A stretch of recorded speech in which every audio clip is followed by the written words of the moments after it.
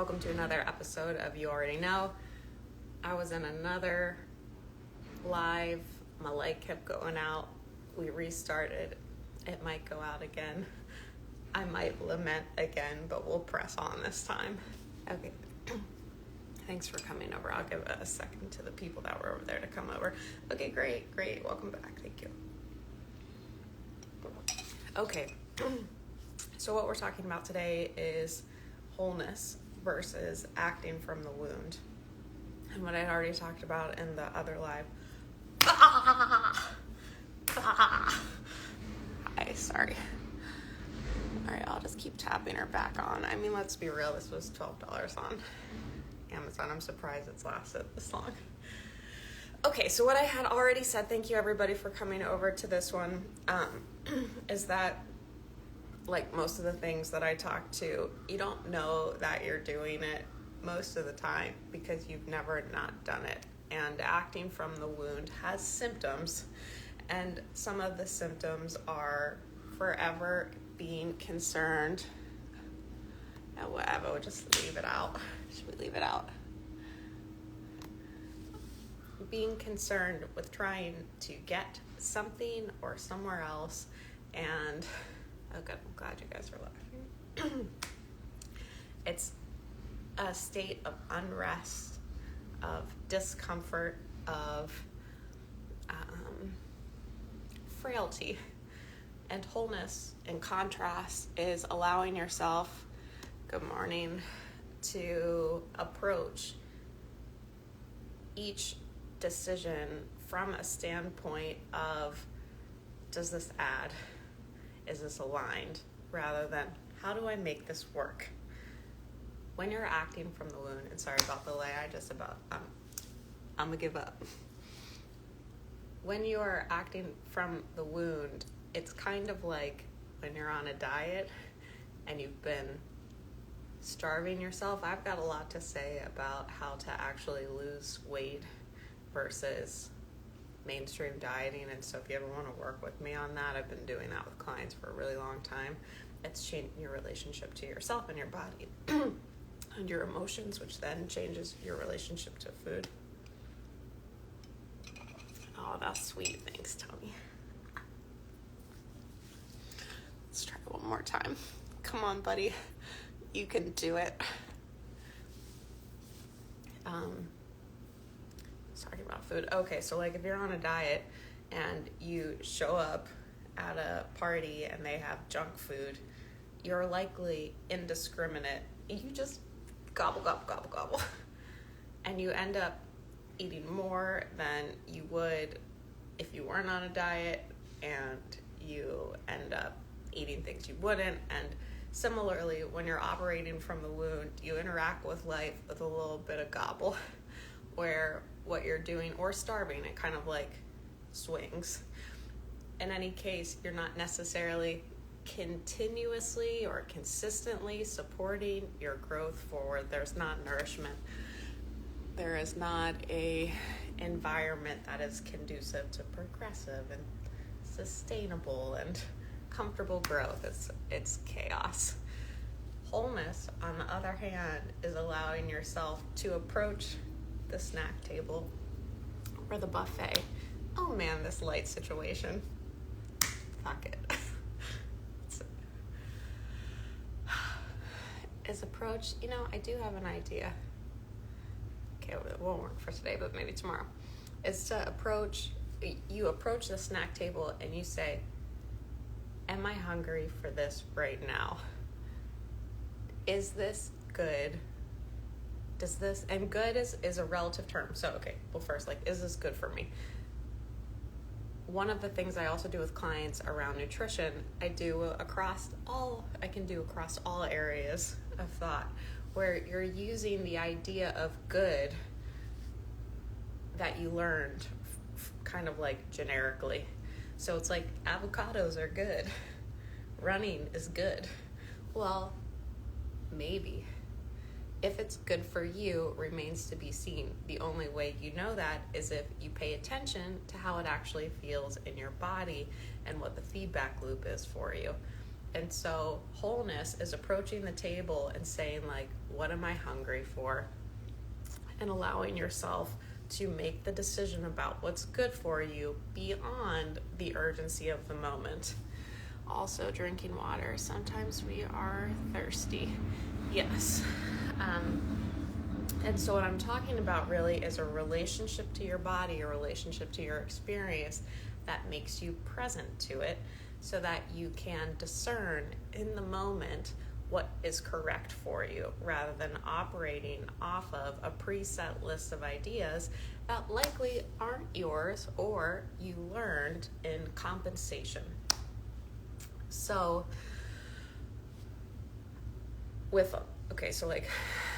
and I guess I'm self-referential at this point. I'm not really sure how I feel, but I like it. Let's do it. A lot of the work I also talk about is like, you're not, in my work, you're not trying to get anywhere, like, except for here. And the healing path, the spiritual path, the corporate path, the whatever path, sometimes present the illusion of you got to get somewhere before you feel X, Y, or Z. When you've forgiven your childhood, when you've gotten that promotion, when you paid that off, then you'll feel safe, confident, relaxed. Okay, yes, it's different. Experience is different after different thresholds, after different experiences. Experience is different after experience. And yet, as you approach those things, you don't need to hold yourself apart of feeling good. In fact, it is actually detrimental to your progress to withhold those experiences. And so, like, experiment. Try doing something while you allow yourself to be joyful versus when you wait to be joyful until after. And I think that we think that if we don't do that, we won't do the thing. Well, generally you will. And again, like, experiment, maybe you're different. But my point was, let's see. Oh yeah, with wholeness, so what I described as wholeness was a presence to yourself, to your experience, to the information outside that changed your decision-making model. In contrast, woundedness, acting from the wound, is you're acting from your mind. So that could be a limited idea about yourself, a limited idea about what you can do, what is right for you, a limited idea about what you must do. Again, with the avocado or the coconut oil, or avocado example, or like coconut or something, like, if you have drilled into your head, this is good for you and this is what it should look like, you might try to force yourself to do something that isn't good for you. So even like the well-meaning do the thing is counterproductive because you're not actually present with, how does this make my body feel? How does this make me feel? How does this add to or take away from my life? So woundedness is acting from outside of the body, outside of your experience, from an idea, oh girl, are you there? Allow yourself to be joyful. Great mantra for today. Thank you. I'm going to try one more time. I know I said one more time a bunch of times, but the light is on, but it should keep coming off. All right, so I'm going to wrap this up. Thank you for your patience today with the light and the chatter about the light. Oh, happy belated birthday. Happy birth week. You're so special. Okay, so what we're talking about today is wholeness.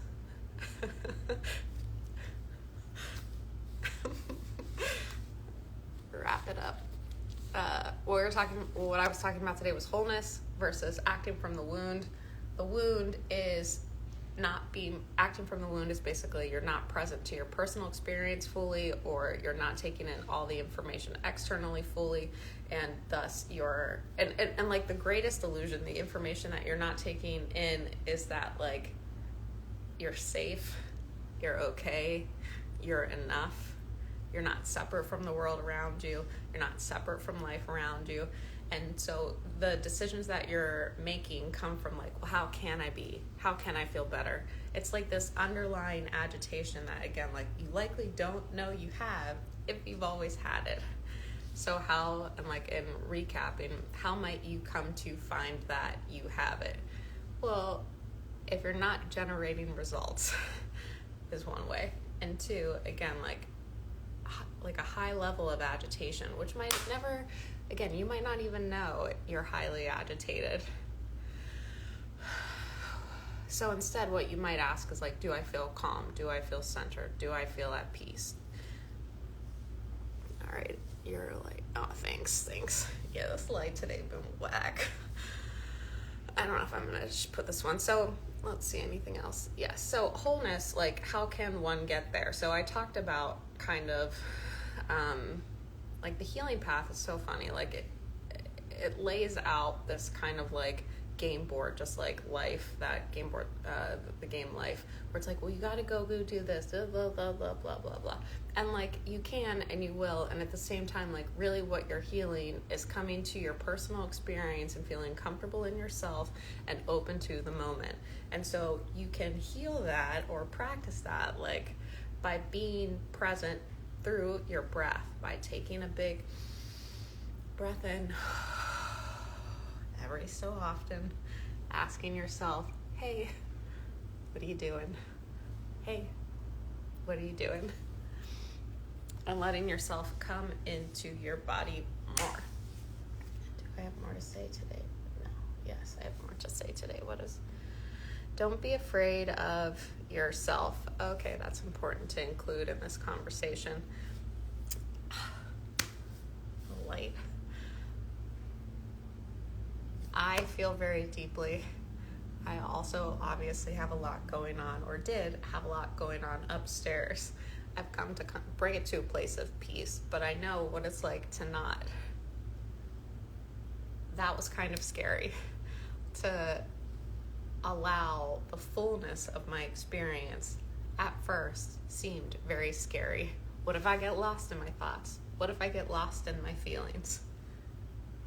However, the fear of it takes you away from what information you would otherwise get to drive or use to drive and puts you in your head. So by choosing to ignore or not allow my feelings or my thoughts, what I did was over-rely on kind of my head. And I talked about our artificial intelligence system, like how we're flesh machines. Generally, the programs that your head is writing are off of shit that went wrong. And so it limits your options of what you can do or what you think to do. And so you run in circles because you're only using the pathways that you know, the choices that you know. And again, like they're generally not the best ones. So letting myself come into my body, really feel my feelings, really acknowledge my thoughts, as crazy as they might have been, allowed me to bring all of that inside. And over time, it's made it possible for me to actually feel my own feelings, which means I know if I like somebody or I don't. I like something or I don't. It feels good to me or it doesn't. So going back to the idea of the buffet table, generally, like, not everyone is with their personal experience, and so they might be eating at the restaurant and thinking like, oh, this is good, but they think that because of the price tag or somebody else said it, rather than like, is this actually good food? You know, like really letting yourself be with your experience is essential in making decisions that allow you to build your life around you in a way that actually feels good. Source just came through you to deliver this straight to your girl. Oh, good. I'm glad. I sat down and I was like, what should I talk about? And Spirit was like, nothing. I was like, for real? Okay, I'll get up. And I was like, no, talk about this. All right, hold on. Anything else today? Yes. What else today? This is your first time being true to yourself. Oh shit, yeah, this is your first time being true to yourself. Huh. What's that mean?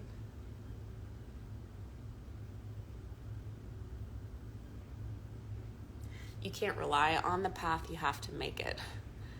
So it's kind of interesting, like as you progress along, you find that you have to it's like the tool that you use to get to one place, you have to surrender to go to the next place. Isn't that funny? It's so funny. And so what seemed like true and absolute was just a step. And one of the ideas that I had previously was kind of like the path was preset, and it was just like, am I on it or off it? You know, like trying to calibrate to it. And now it's come to a place where it's like, where do I want to go? Like, to me, desire is like the king and the queen of life, where, no, king of life. Queen is love. And to me, that's like a state of awareness where you're interacting with things to make more love. And like I said in the last broadcast, love is not just like, let me kiss you on your face. You know, it's also like, no. And like, that doesn't feel good. You know, like love is a, you know, many-colored coat. And it's